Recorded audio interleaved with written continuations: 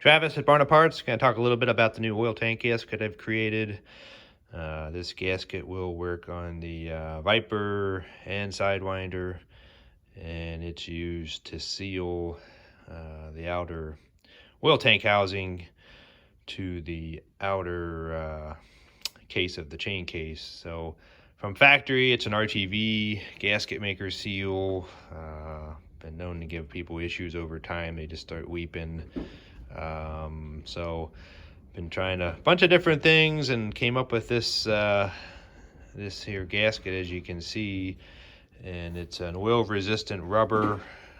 It's soft and pliable, so when you assemble it, you know, it conforms to the groove machined inside here. Couple things to note on a Viper, this gasket will bolt right in as it's made.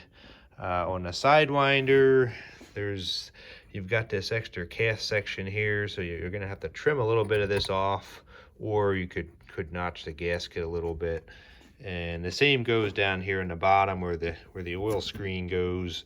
You know, you could just notch it out a little bit there for where the screen is, or you could even grind some material off the screen. That's what I had done initially. But the holes in the gasket are slightly undersized, so that way when you put the screws in, it'll hold the screws. So you can put the gasket on, put all the screws in, so it holds everything in place when you go to assemble it.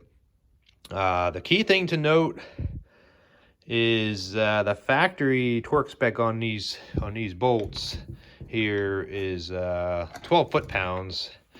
So with this gasket, you cannot torque it down to 12 foot-pounds, or you run the risk of tearing the rubber, because, you know, we're stretching the rubber around to conform inside here. So if you go to 12 foot-pounds, it will potentially tear it.